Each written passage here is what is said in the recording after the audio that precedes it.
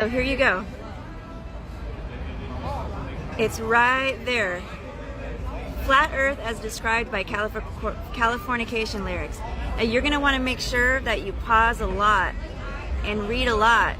And with that, you're going to want to make sure that you think for yourself. If you want to get even further, toward the end of this video, it's all about our genes. I am reading from a source about how science is rooted in the occult. So look or don't look, but after this conversation is over. Okay, I've done my part. I could give a rat's butthole if you believe me, but now you know where it is. And for my followers, I also could care less if you believe me, because this started out with a prophetic dream, and then it was confirmed multiple times. I love you guys, I love everyone, but I'm not here to please everyone. This video that I put together years ago goes into the very early science, and it explains the Masonic masters and why they did what they did, and the early consensus and how they made things up before they'd ever been anywhere. And just keep in mind, never in the history of time has it been proven that we're spinning on a globe Earth. Never has it been proven that gravity is holding us here, ever. So regardless of how you feel about it, that's just how you feel about it. It's still opinion. And once people wake up to this, the whole world opens up. Then it's easier to recognize demonic lyric. Thanks.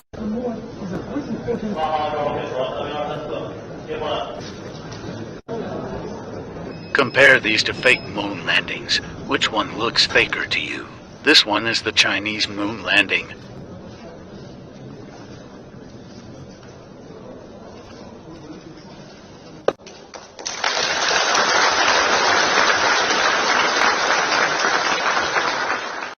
And this one, it's the Indian moon landing.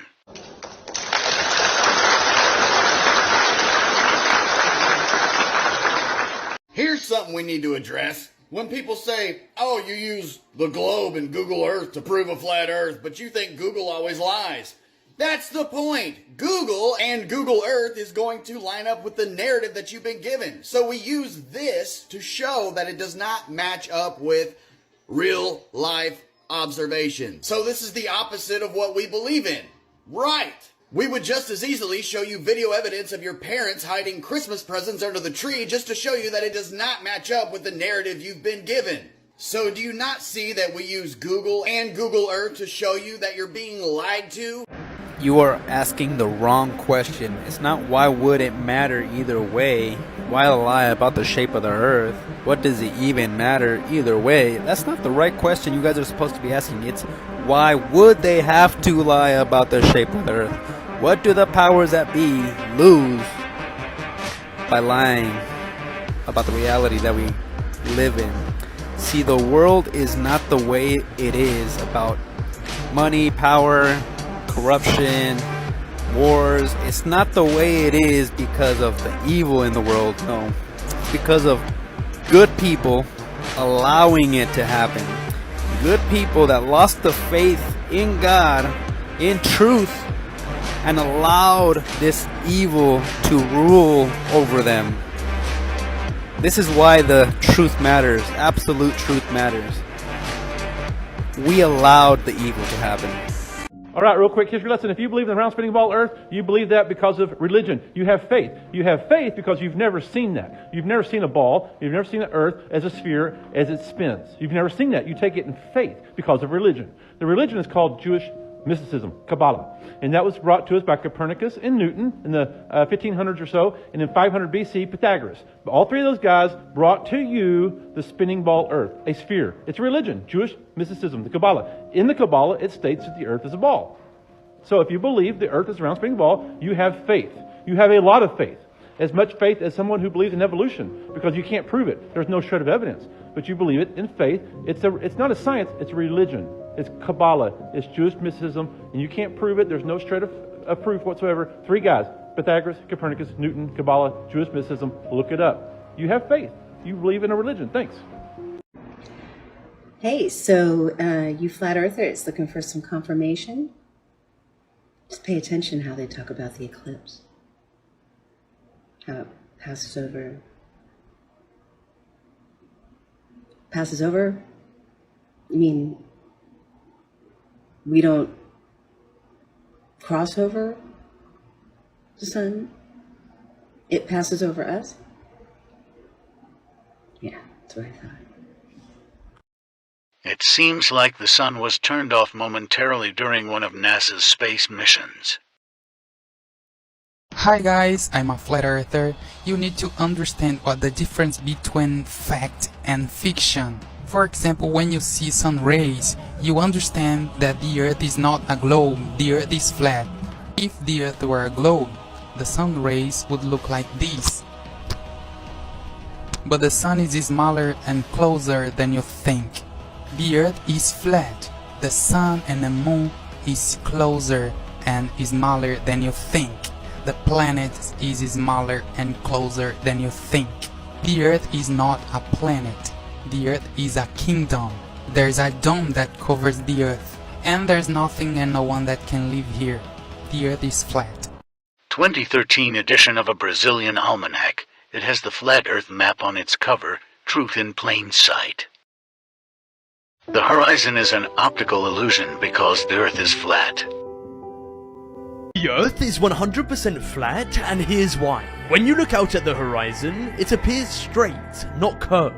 Wouldn't a curved Earth mean a curved horizon? And there are no genuine photos of the entire Earth from space. They're all CGI or manipulated in some way. And objects fall due to other forces, not some invisible gravitational pull. And look at any body of water, like oceans or lakes, they appear flat. If the Earth was curved, then wouldn't there be a visible curve to the water? Alright, thanks for the 20. I have a very close friend who's one of our country's top pilots, trains countless military pilots. You'd be shocked how many elite pilots and many others in aviation are closet flat earthers. Yeah. I have heard that. Yeah. You ask any pilot you know that. They keep mocking the sheeple over and over, non-stop. That's one small step for man, one giant... Cut, let's reset, people. We're live TV. Keep it going, just shoot the ground. All right, get him back to one. Guys, we have just landed on the moon. Let's go. Does anyone else find this weird? When they launch these rockets, the trajectory on these rockets never goes straight up. They always curve every single launch. I think I know why. But let's just see what the Bible has to say. We're in the book of Genesis, chapter 1, verse 7. And God made the firmament and divided the waters which were under the firmament from the waters which were above the firmament, and it was so.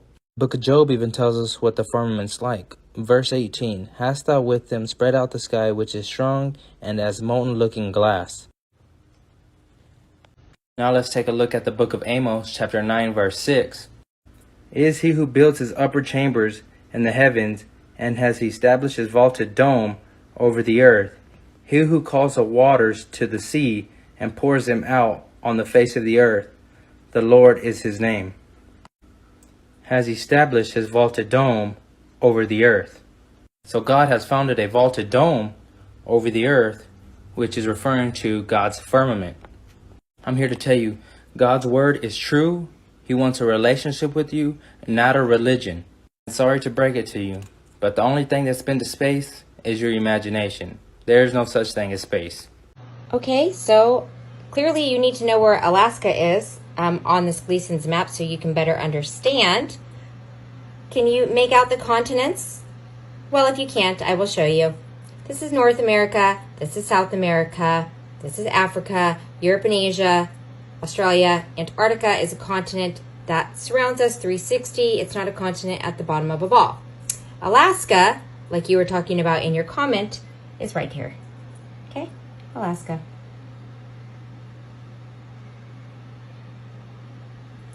Alaska, can you see that? Boop, right there. Hope that answers your question or helps you better with your statement to understand how this map works. There is no edge. Do you know what else Hunger Games exposed? Which completely makes sense to me. So I very much believe in flat earth. And I believe of the firmament above us that keep us enclosed. So nothing can get in, nothing can get out. And I believe these stars and the wandering planets, the stars and celestials, they all have a certain set movement, and they act kind of like a magnetic clock. And in certain alignments or certain signs in the celestials, they signify certain times or certain fates.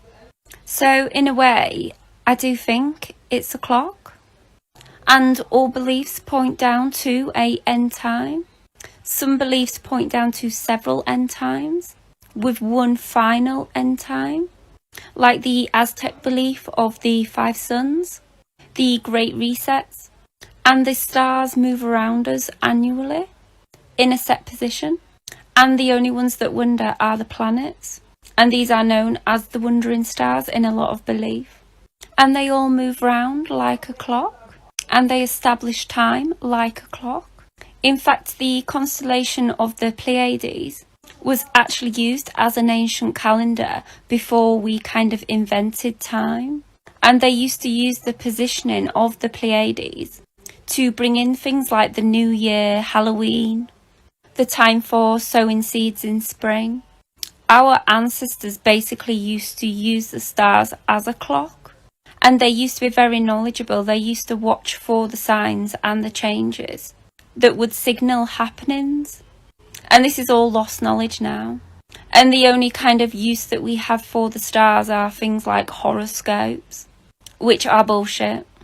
In my opinion, they're a cover-up for the true fates that can be read in the skies if you knew how to read them.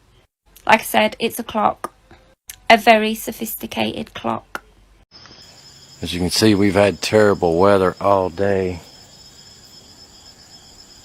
It's been in and out behind these clouds, but you can see it just a little bit here.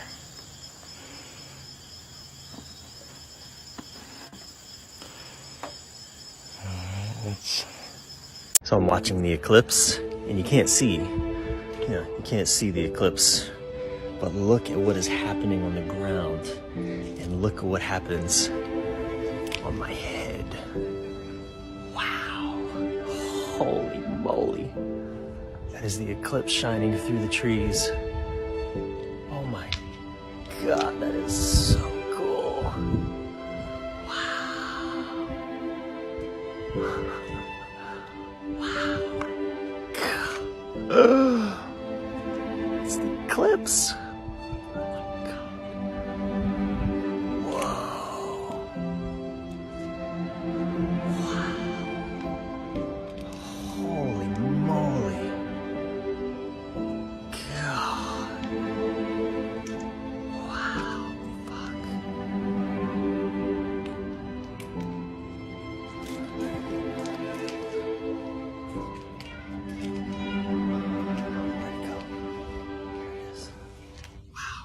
Trippy shadows off 2023 eclipse.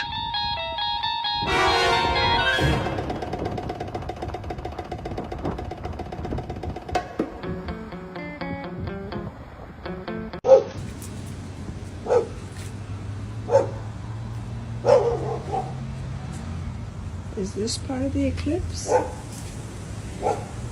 don't know. It could be. Looks strange. I've never seen it before.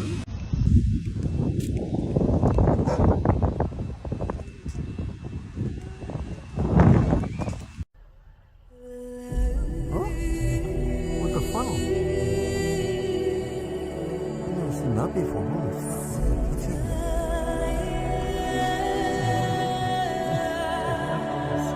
What's in there? What the hell? That wasn't there before. Why is it flashing up there? What is this? This is... Holy frick ball. What the hell?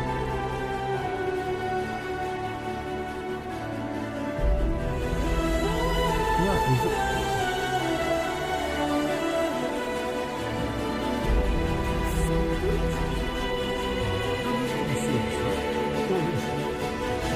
Well, I've never caught it like this before. Why does it flip like there's a radio antenna up here? What the hell? Looks like a honeycomb or something. What the hell? This is totally... Oh wow, this is beautiful.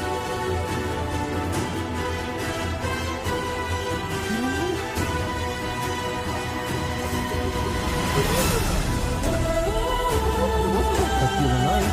Look at it, looks like it's almost like that on both sides. See, you kind of see a faint curl on this side too.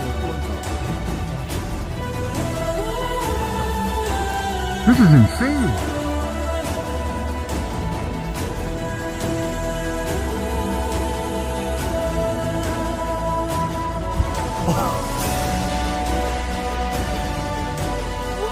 What's going on here?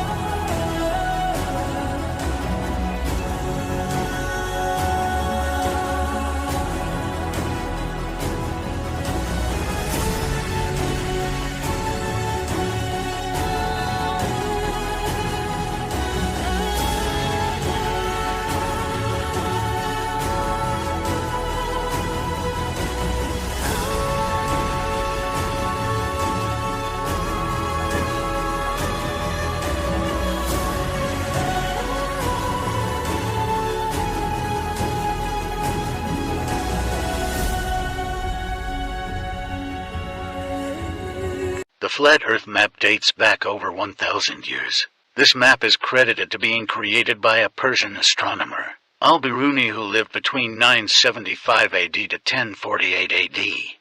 It's the official map of the United Nations and also the United States Geological Survey. It used to be present in many places before the creation of NASA and the Antarctic Treaty in 1959. Here you see it with Admiral Byrd.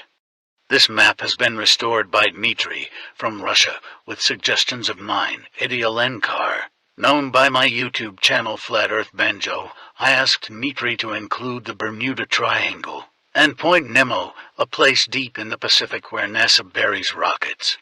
Then Robert Tozzi, a professional mapmaker, came along and enhanced the map even more. There are many people now selling this map online, but if you could order it from my online store, I would greatly appreciate it.